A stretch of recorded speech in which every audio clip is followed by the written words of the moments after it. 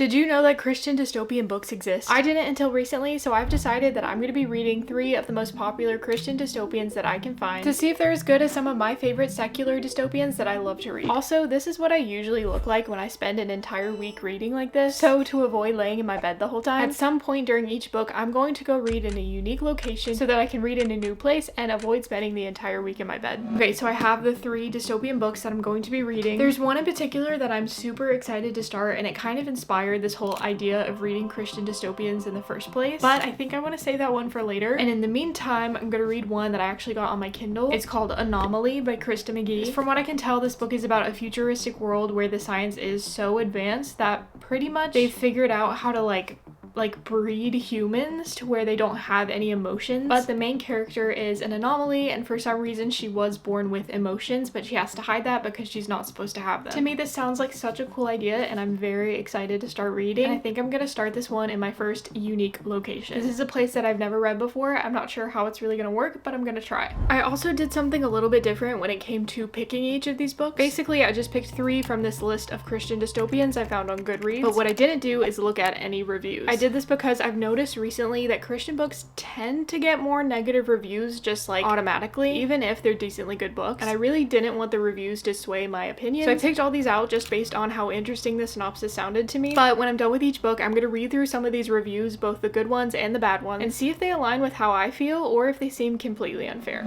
So the first place I'm going to be reading is in the gym. I've seen a lot of people do this where they walk on the treadmill and read at the same time, and I've just never tried it before because it seems difficult and distracting, but I feel like if this works and I'm not too distracted, it could be a great way to like be productive as I'm reading. So that's a big reason why I wanted to try it with this book. So hopefully it goes well. So I went into the gym, I found an open treadmill, and I started reading while walking. This ended up being such a good idea because I was actually able to focus on the book a lot and get a lot of reading done. I was afraid I wasn't going to be able to, but I did, and it felt so productive because I was like doing 2 things at once. It also made the time on the treadmill go by so quickly because I was just like distracted by the book, and it made my gym experience so much more enjoyable. So yesterday I was actually able to read a lot at the gym, and then I read a little bit more once I got home later. This book is actually going really well so far. I feel like whenever I read these like lesser known Christian books, there's a chance that they're gonna be good, but also a big chance that they're not gonna be as good as I hope they are. It's very, very fast paced. I'm like flying through it, and I haven't read any like younger dystopians in a long time, so this is just a genre that I think just been wanting to get back into for a while, and this is like the perfect book I feel like to enter back into this with. As far as like Christian themes goes, I'm not really seeing anything yet, so I hope that I can see some of that as I keep reading, but I'm actually really excited to read more throughout today.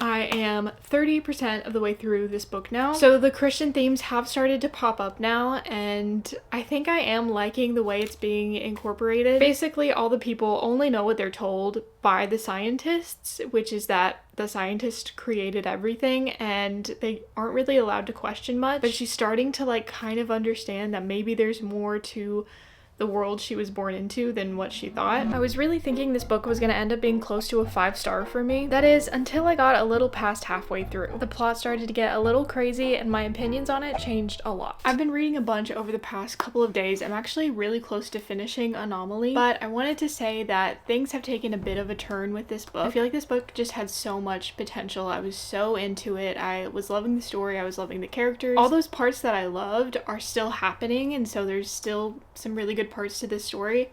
It's just, okay, so there's a couple reasons. Number one is the story has taken a bunch of very unexpected turns, and I was like, okay, so this is how the plot's gonna go, this is how the rest of the story's gonna be, and then it kind of like turned again and like something completely different happened.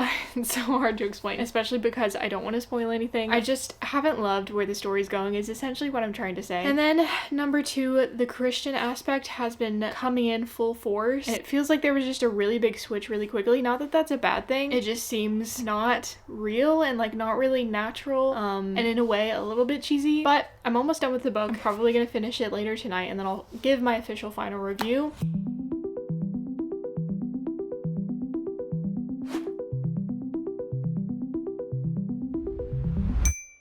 So I just finished Anomaly and I have a lot of opinions. I was loving the writing style. I was loving how fast paced it was. The story was setting up at least to be really, really good. Yet it still seemed to go a little bit downhill. The story in general towards the end seemed to have a lot of plot holes. There were a lot of like unanswered questions and I didn't understand the reasoning for a lot of things. I will say I still enjoyed myself throughout the whole book. There was never a point where I was like, I really don't want to read this or I'm bored of it. It's hard to explain, but once I got to the end of the book, I realized it's just not as great as I thought it was going to be. Anyway, so now it's time to read some reviews, which I'm very excited about because I can't even imagine how crazy these reviews might be. The first and most popular review is only a 1 star. Okay, so this person is being pretty negative, more so than I would agree with. They're saying that it feels like the author built a dystopian society based off a hatred for science and a love for religion without a clear idea for a storyline, but in general it feels a little bit harsh. And then it's funny because the next most popular review is a 5 star. The next highest review is also a 5 star, and then it's funny because as you keep going down, it really rotates between 5 stars and then 1 star. And this is a big reason why I didn't want to read reviews beforehand, because I do feel like Christian books tend to get a large amount of negative reviews when they don't deserve it. I think something I would love to see maybe in these next few books is one that gets majoritively positive reviews and like high star reviews, even though it's a Christian fiction. Like I want to find a book that's good enough to where when someone's reading it, whether they like Christian fiction or not, they have to admit that it's a good book in general. So maybe I'll find that with one of my next 2 books. We'll see. I'm going to start my second one in a minute.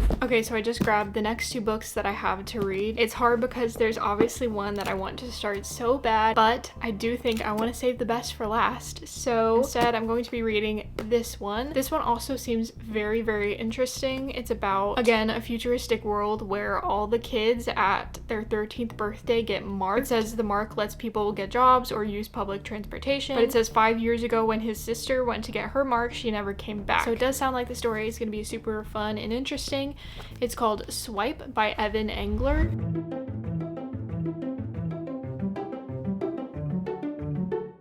I still haven't read in a new place for this one yet. I haven't gone to a new location to read. I'm going to do that soon, but today it's very rainy and cold and I kind of just want to stay at home and read like I usually do. So I think I'm gonna just read and look out the window and watch and listen to the rain and see how far I can get into this book.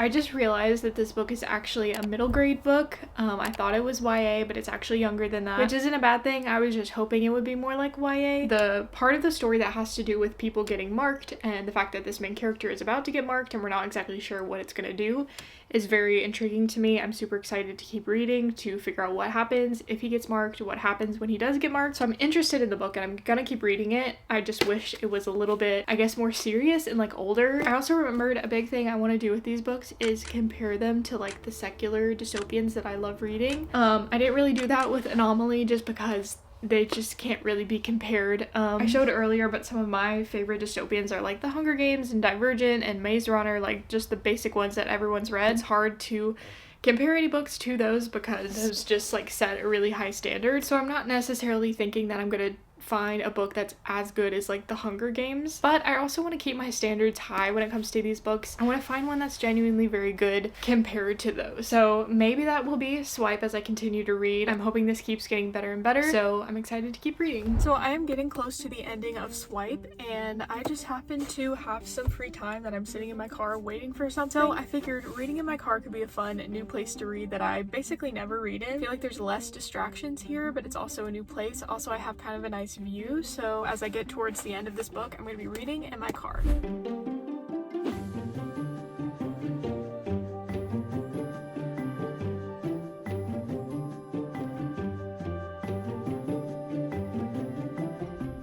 I really don't like when I get books like this that are not like super thrilling or super interesting to me. It's because I don't have any like strong opinions about it one way or the other. So it's hard to give like much of a review. Like it's interesting enough and I am kind of excited to see how it ends. The mystery is intriguing me, but I'm not like thrilled about it. Like if for some reason I had to stop reading this book right now, I wouldn't be that upset, you know? But I also think if somebody younger was reading this, they would enjoy it a lot more than me. So I have finished Swipe Now. This book actually was really fast paced and I finished it very quickly. I don't have that much more to say about it than what I've already said, which is basically that it's a pretty good book and I would definitely highly recommend this to a younger audience. But for me, I just wasn't like blown away by it. There was nothing like that bad about it, but there just wasn't anything that great about it either to me. So what I'm very excited to do now is look at some reviews because I honestly have no idea what other people would be saying about this. So the last one I was seeing a bunch of 5 stars and then a bunch of 1 stars, but this one is actually a lot different. I'm seeing mostly 3 to 4 stars, but I'm not seeing very many 5 stars, but I'm also not seeing too many 1 stars either. It's kind of like very much in the middle. It seems like everyone's thinking about it the same way I did. So surprisingly, I actually do agree with a lot of the reviews on Goodreads for this one, but now it's time for me to start the 3rd book, the one I've been so excited for, and I cannot wait. Okay, so I have read Anomaly, I've read Swipe, and now it's finally time for the book that I've been waiting for this entire time. This book is the #1 book on the Christian dystopian list on Goodreads, and it sounds like the coolest plot, and it's kind of what inspired me to do this video in the first place. Like I said, it is called A Time to Die. So basically, again, takes place in a futuristic world where everyone knows the number of days they have left until they die, and the main character I think has a year left. So I'm probably gonna start this one tomorrow, and fingers crossed that this one will be genuinely super good. Okay, so I'm finally going to start the book that I've been the most excited for, which is A Time to Die, but I'm going to be starting off reading in a completely new location. I think since I'm trying so hard to avoid my bedroom, the best place to read instead is somewhere outside. So I've come to a park to read, which I've never done this before. I think they have some benches, so I'm going to try and sit down and get into a big portion of this book while I'm here.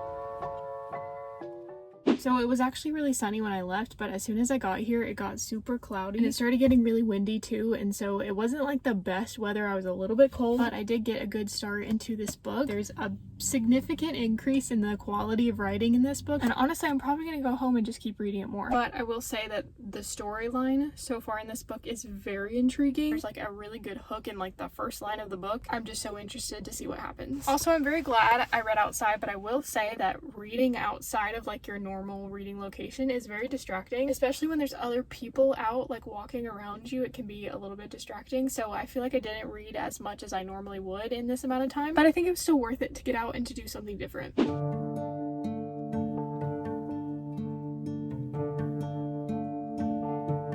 So I am already 175 pages into this book. Okay, so about the first 100 pages to me were pretty slow. There was a lot of backstory. There was just like this long, slow buildup of the things that were like starting to happen. But then right about at 100 pages, it got so intense and I've just been so invested ever since. It almost reminds me a little bit of the Hunger Games, just with the suspensefulness of it. Like obviously the stories are very different. I don't want to like spoil anything, but she's kind of like out alone in the woods and she's hurt and she's lost and it's just super intense. I'm very excited to keep reading through this book. I'm very excited to finish it and see what happens. There's also a pretty big Christian like biblical aspect to this book, and I will say to me so far it's been integrated very naturally and easily. Like it's frequent, you hear mentions of it a lot, but it's also not too like in your face. It just feels very natural and like it's something she's believed her whole life, and so it makes sense why it's in the back of her mind throughout all of this. So anyway, needless to say, I'm really loving this book and I cannot wait to see what happens from here. Like I said, this book had a bit of a slower start, but it was definitely worth it because the more into the book I got, the better it became. It felt like with every chapter, it kept getting more and more intense, and I think it was especially good because it was exactly what I wanted at the time I was reading it. It was like everything I wanted the last 2 books to be. I knew the reviews would be good for this one because obviously this is one of like the top dystopian books on the Christian Goodreads list, but they are surprisingly a lot better than I thought. The most popular reviews are mostly like 4 to 5 stars, which is very different from the other 2 books, and I honestly agree with all of them. Like I think this was genuinely a very high quality book, especially again compared to the other 2, and I also think that it genuinely holds up against some of the other dystopians that I love that are like secular dystopians. I don't necessarily think that I'm gonna give this book a 5 stars, but I did genuinely really enjoy it, so I'm really glad that this book in a lot of ways fulfilled all of my high expectations. So let me know if you have any Christian dystopian recommendations or really just any Christian fiction recommendations for me in general, because I'm really excited to continue to dive into this genre and find some really great books that are worth recommending, so let me know.